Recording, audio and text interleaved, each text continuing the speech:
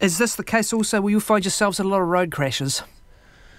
Yeah, we haven't got the main road through Havelock North, so we don't get out to too many road crashes. We do enough, probably more than enough really, but we don't have cutting gear, but Hastings come out and have that, but we still turn out and get the scene ready for the Hastings staff to do the cutting. What's with the truck itself? What's changed again from 73? When I first started, we had a 1956 Dennis fire engine, which the brigade now owns as a historic piece. I'm going to have to Google that now. Yeah, they're an English fire engine. Nowadays we've got Ivecos, and they're a huge advancement on what we used to have. Oh, they're very pretty, the old one. That really is an old one. Yeah. It looks like almost like out of a children's storybook, doesn't it? Yes, yeah. Yep. It's got a Rolls-Royce engine, so I can say I've driven a Rolls-Royce, so yeah. And were you the driver? Who decides who's going to drive? Because that's a skill all in itself. Yeah, that's another part of the training that we have to work through. To become a driver, you've got to do a course, obviously have your Class 2 licence, and then do a weekend course driving, and it goes on from there. So there's a lot of other courses that we work through to like pump operators, all sorts. What's been some of the most memorable call-outs you've had? Probably the Hortop factory in 81 when it burnt down. That was, as I say, I was still working there. That was quite upsetting, I guess, to a lot of people. But we've also had the Timona Freezing Works fire, the big grass fire out at Waimarama Road, which was the same day as the Port Hills fire. We were involved there for quite some time. Tell me about the Tomoana Freezing Works. This is the thing.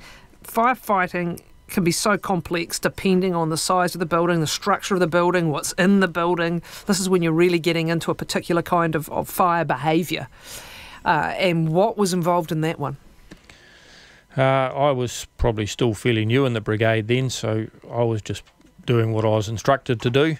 But the officers in charge obviously are sorting out their tactics on how they're going to approach the fire and what resources they need. So yeah, can be quite complex. What is the training that you do get? As we said, these days it can be anything from, goodness, the Sky City situation. I know in the cities you're more likely to have a professional, the full-time professional firefighter fleet as well, but our volunteers are still our biggest number of firefighters in the country. And so what sort of professional training do you get about fire behaviour, whether it's in a large building, in a chemical storage plant, or a wildfire out in a forest plantation or somewhere else? That all comes through our different courses that we're doing and our training. There's lots of training that we do need to do and keep up on a regular basis. So it's all taught to us through that. And it will be quite detailed. It will be getting into, look, in this particular type of a building, this would be the way you approach, this is the way you don't approach. It must be extremely detailed. Yeah, it is. And as I say, the training's ongoing. It's like anything in life. You're always learning something every day. What's changed in looking after our firefighters? We were talking about the road accidents.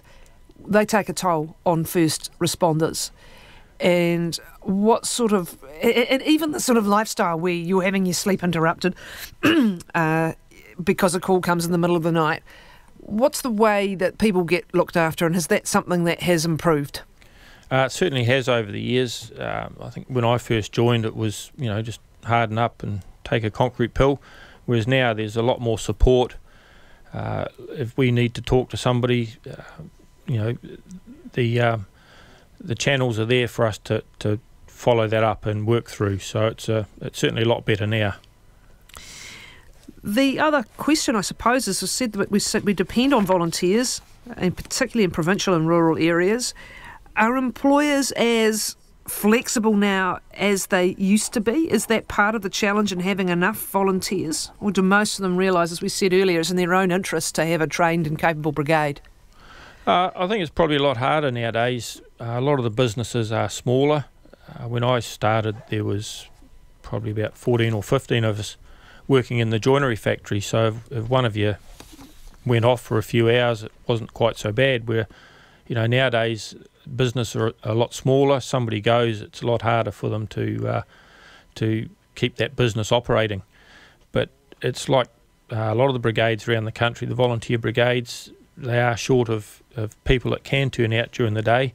But for an employer, there's a lot of benefits for having volunteers with, the training we get, the first aid training, the leadership type training. So, there's a lot of benefits for an employer.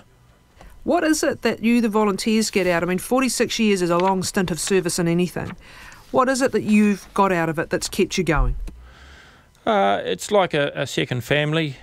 I've been involved through my time with waterway competitions for pretty much the whole time I've been in the brigade. I'm not competing now, but I'm officiating at the competitions. And you're able to get around the country, meet a lot of other people from different brigades, and that's a lot of fun. But it's enjoyable. It's enjoyable. Has it also been the case that it's become a family thing now? When did Brendan get involved? Brendan's been in the brigade now for 17 years. He's sort of grown up with it right through. So when the opportunity arose for him to join, he joined up, and it's like a lot of our brigade. We've got quite a few family involvements in there, and it's same pretty much right around the countryside. The families tend to get involved. Also, Rodney, the bushfires, I don't know what we call them. Do you call them bushfires? It's an Australian term, clearly we were most exposed to them. But the likes of the Waimarama Road bushfire or the Port Hills bushfire, is that the terminology? No. I mean, we got into some forest trees for the Waimarama one, but a lot of it's grass and stuff like that. So nowhere near like what they have in Australia. But it's still... pretty devastating. Is it an area where, with the planting that's going on now and the planting that's planned, there's going to have to be some more thinking done, both in training but also just where we are planting, do you think? Is that a subject of discussion? It probably is somewhere along the line. It is something that I guess will be looked into, and I'm sure the management side of things will be looking into that. Congratulations on the rewards in every sense that you've had, and thanks, I'm sure, on behalf of your community for the service, right down to the cats up trees. There's been the odd one, hasn't there? Yes, we still occasionally go out to them, but they normally take a swing at you when you try and get up to rescue them. So we try to avoid it if we can. And to someone listening who's thinking about whether they could make this commitment, what would you say? Get into it. The fire service are looking for anybody that's wanting to join. It's not the frontline firefighting. There's brigade support, operational support. So the brigade support people can do a lot of the inputting of the paperwork. Brigade support people, they get out and do smoke alarms, talk to people about escape plans, all those sorts of things. So there's lots of different options, and the fire service is certainly open to all walks of life joining up. Thanks so much, Rod. All the best. Havelock North volunteer firefighter for almost 50 years, Rodney Triplow. 16 minutes to 12 it is. In just a minute or so, the Ministry of Health is holding a media conference, and it is likely because of this news that's just come through. The World Health Organisation says New Zealand has a second case of coronavirus. The Director General of Health, Dr. Ashley Bloomfield, is speaking to media in Wellington right now. So we expect to have that confirmed and more details for you, of course, in midday report. But it looks like a second case of coronavirus has been confirmed in New Zealand. Nearly 11:45.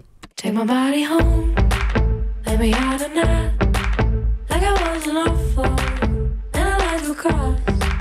Look at what's to come, never let me on, never gave you access, better at the door. You call me down to tell me that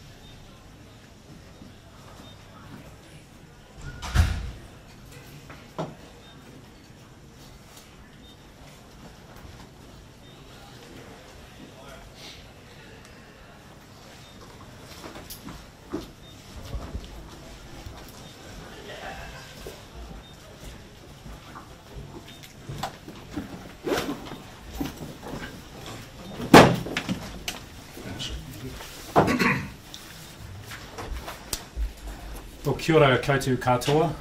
Welcome to the Ministry of Health, and thank you for including our sign language interpreter in your picture. So, as you may be aware, the second case of COVID-19 is confirmed in a New Zealand citizen. This is a woman in her 30s, recently returned to Auckland from northern Italy. The results of the test were formally notified to the Ministry at about 6 o'clock last evening. At that point, health authorities began with, of course, notifying the woman and her family and initiating a range of processes, in particular contact tracing. So although we have our second case of COVID-19, what I can say is with continued vigilance, the chance of widespread community outbreak is expected to remain low. So the woman confirmed with COVID-19 is in self-isolation in her home with appropriate clinical support from public health and district health board staff. Self-isolation at home is well recognised by the World Health Organisation as an appropriate response for people with mild to moderate symptoms. She does not require hospital level care. The woman's immediate household contacts are with her in self-isolation as a precautionary measure. I should say that the woman's partner has also displayed symptoms and is being tested. Public health officials last night began tracing the woman's other close and casual contacts to ensure appropriate protection measures are in place. Now, the flight on which the woman returned to New Zealand was from Singapore to Auckland. This was an Air New Zealand flight on the 25th of February. It was flight NZ0283, Singapore to Auckland. So in addition to proactive contact tracing of close contacts on this flight by public health staff, contact will also be made with everyone on the flight to ensure they have relevant information. And a reminder, close contacts on a flight are the people who were in the same row as the case, 2 rows in front and 2 rows behind. Anyone who was on this flight and is concerned or would like information should contact the helpline number 0800 358 5453. The woman who has now tested positive for coronavirus also took 2 domestic flights. On the 2nd of March, Air New Zealand flight NZ5013 Auckland to Palmerston North, and on the same day, the 2nd of March, NZ8114 Palmerston North to Auckland. So in addition to proactive tracing of close contacts on that flight, or those 2 flights, by public health staff, contact will also be made for everyone on the flight to provide relevant information. And we are working very closely with Air New Zealand to get in touch with the people who were on those 2 flights, as well as the international flight, which, as I said, was also an Air New Zealand flight. Once again, a reminder for all of those flights, close contacts are people who were in the same row as the case and the 2 rows in front and 2 behind. Anyone concerned who was on the 2 domestic flights is welcome to also get in touch with Healthline 0800 358 5453. Contact is also being made with the 2 medical centres where the woman sought advice and treatment to determine if there is any risk to staff or other people who may have been at the centre at that time. This is a standard part of contact tracing, and appropriate contact tracing and action will be taken as required by the Public Health Unit. 2 schools have also been notified about the positive test, as there is a family member at each of those schools. After careful consideration and in discussion with the family and the schools, we are telling you that those schools are Westlake Boys and Westlake Girls High Schools. The family members, and this is very important please, the family members who attend these schools are not symptomatic and are now at home in isolation. They did not travel to Italy. They are both well and they are both being monitored. The Ministries of Education and Health will work together to provide the schools with appropriate advice and support. The ministries also want to emphasise, and I will as well, that contacts of contacts are not at risk, recalling neither of these two family members are symptomatic. And I do want to quote from the comments in the speech from the Director General of the World Health Organization overnight, in which he compared COVID-19 with influenza, and this is very important. Both COVID-19 and influenza cause respiratory disease and spread in the same way via small droplets of fluid from the nose and the mouth of someone who is sick. However, there are some important differences between the two. First, COVID-19 does not transmit as efficiently as influenza from the data we have so far.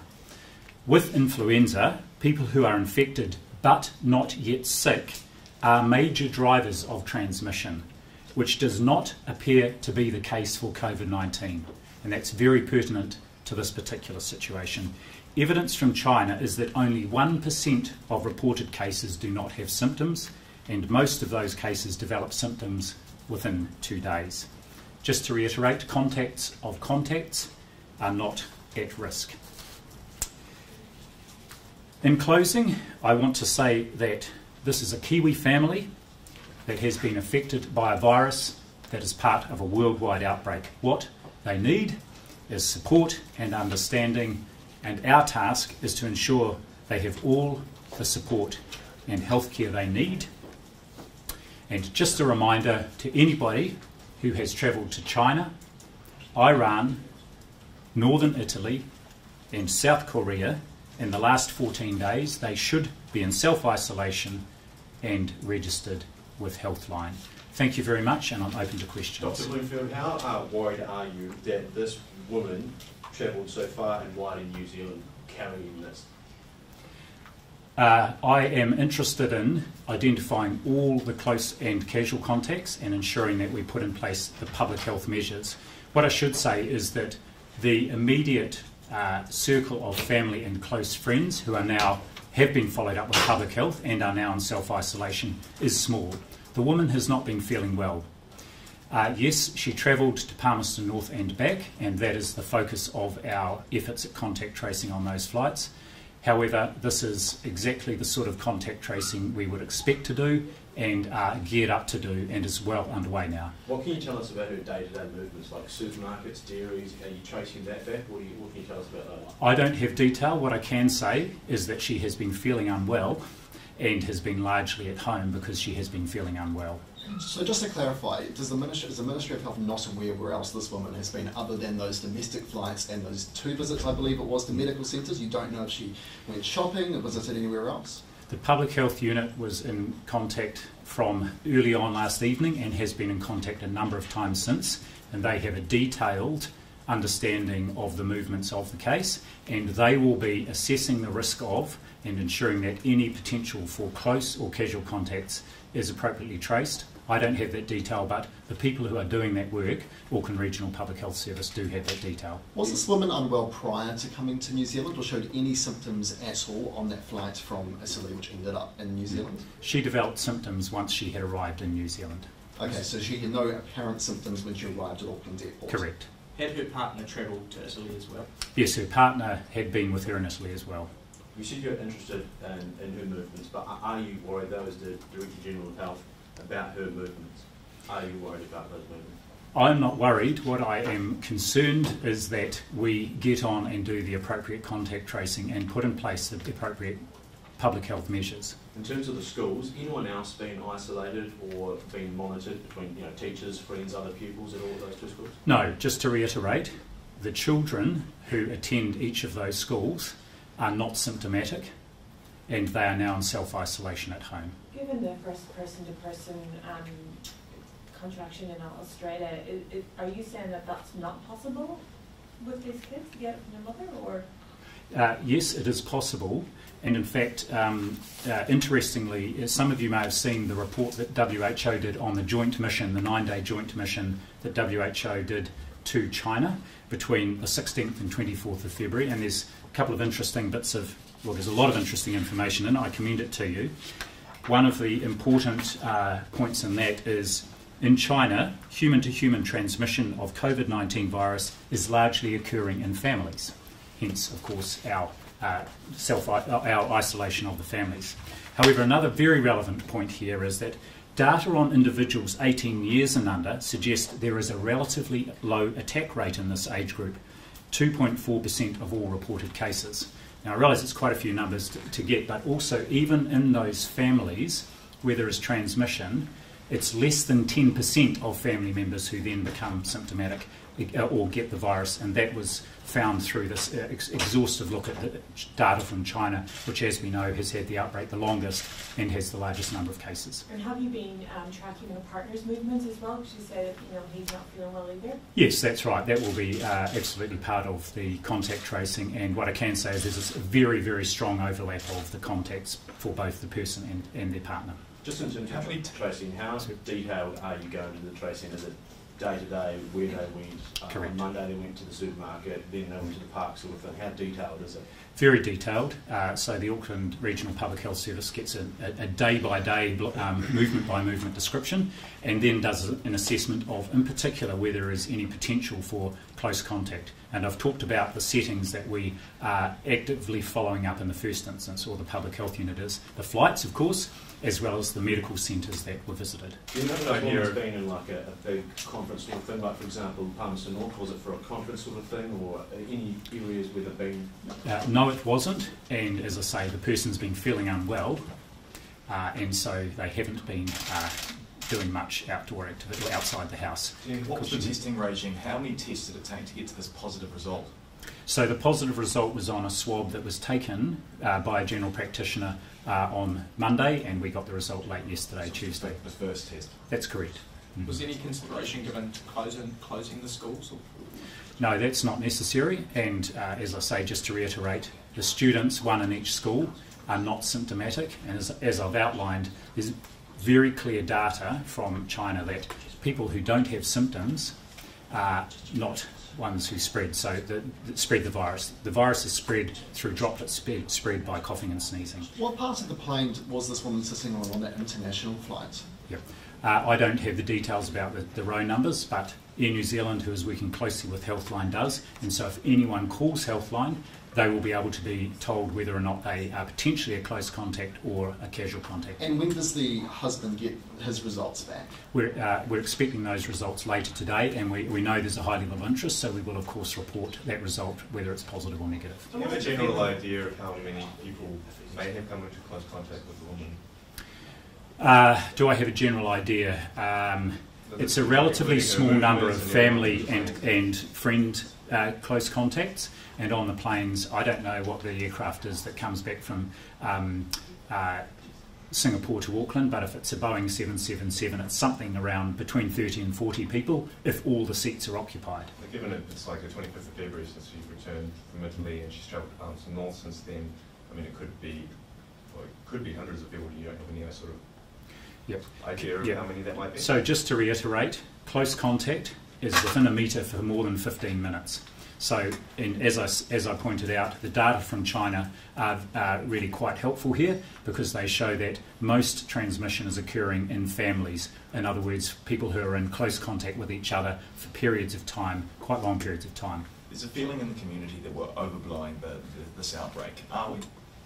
I don't think so at all. I think we've been very alert and very responsive and flexible in our response right from the start. There are no prizes for underdoing our response here, and you can see that other countries around the world are also ramping up very significant responses to this threat. Could you just give us a quick recap? How many cases we've got and how many suspected cases that we might have in mind? So we have the two cases confirmed, the one last Friday and the one I just announced today.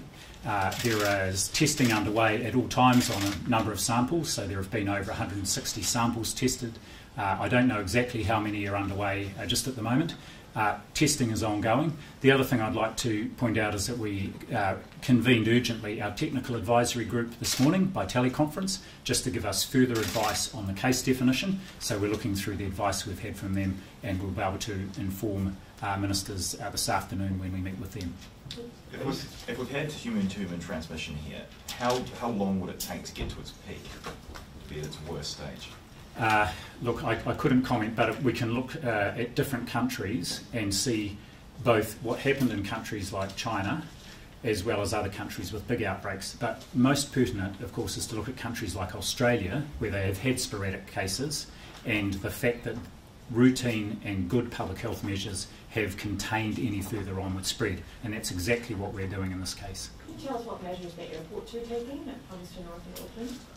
So the airports themselves won't need to take any additional measures because, as you would recognise, people will move through the airports fairly quickly. Again, the key issue here is about ensuring that close contacts or potential close contacts are traced and followed up. And you'll also be aware that airports and aircraft have very regular and rigid cleaning regimes. So basically, given that definition of close contact, are you fairly confident then that people outside of those plane rows and her close family and friends circle, outside of that, the chances of her having infected someone already are reasonably low? Are very, very low. However, they are what we call casual contacts, so it's not zero, and therefore it's important those people are aware of the situation and are able to respond very quickly if they do develop symptoms and call Healthline, and that's the purpose of contacting those people. What circle of people is quite... The circle of people in terms of immediate family and friends that the case has been in contact with since coming back to New Zealand is small. What's the plan for government staff in terms of coming to work if we do get to an outbreak scenario? Oh, well, we're a long way off that. However, if you look at our New Zealand pandemic plan, and I know there's been quite a lot of interest in this because both the UK and Australia have talked about, or there's been talk about rather expansive measures. These are all detailed as potential measures in our pandemic plan, and of course they are informed by what is happening at that point in time. It may be that first of all you would have staff who are unwell and away from work anyway, but one of the measures that government agencies can take is have staff work from home, and that's one of the things that everyone is looking at, every government agency, as part of their business continuity planning right at this point in time. Is that the only option that we have, or are there other options other than working from home? For government staff or for... of course, it depends what happens with the outbreak. It may well be that people may need to stay home. For example, one of the actions that's possible, and we've seen this happen in Japan, is that you could close schools. Now, if that happens, people generally would need to stay home to look after their children. So one has to be adaptable and flexible and consider all the options as the situation unfolds. Fortunately, we are still early on. We are keep it out, stamp it out, and our actions with respect to this case today are very much focused on that. One more question, please. Do you have any response to the reports about people who are unwell and requesting tests and not being tested because they don't fit those criteria of those symptoms? So if we're taking a precautionary approach, shouldn't we simply test everyone? So two comments to make there. First of all, we've done over 160 tests and over 2 are positive. Only 2 are positive. So it seems to me that that's about right. We should be testing more than are positive. It means we are testing people who may not quite fit the case definition, but there's enough suspicion. And secondly, at the media stand-up yesterday, we talked about the fact that whilst we are guided by the case definition, and contrary to some commentary, it is not rigid. It is also applied with the clinical judgment of the clinician and in discussion with an infectious diseases specialist to make sure that the right people are being tested. If there's any doubt, and we saw this with the first case where there was a high level of clinical suspicion, if there's any doubt, the clinicians will test. There was a question at the back, and that's the last one, please. We've heard that she might be a in-home childcare worker and she possibly have contact with children. Is there any truth in that? I've given you all the information that is pertinent, and I've said several times that this person has had a small group of family and friend contacts, and I'll stand by that comment. Thank you very much, and we'll keep you well informed about what's happening with this case and other matters. Thank you.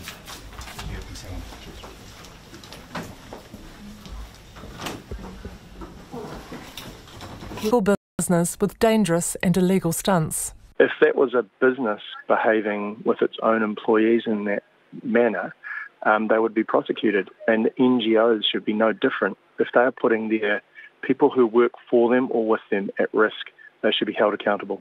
A spokesperson for Extinction Rebellion, Rosemary Penwarden, who was on board the yacht which dropped off the protesters, says the science is clear, but governments and oil companies are ignoring it. Their legal business is costing our future. That's my answer to that. Rosemary Penwarden says it is time for ordinary people to step up and stop the oil companies. Ko Ruth Hiltiene. Winston Peters has ramped up the Trans-Tasman war of words, blasting an Australian MP and his defence of the country's deportation policy. The Prime Minister Jacinda Ardern kicked off the firestorm last week with a blunt request to Australia: stop deporting its people and problems to New Zealand. The Australian Home Affairs Minister Peter Dutton dismissed the criticism as regrettable electioneering. But Mr Peters, who's deputy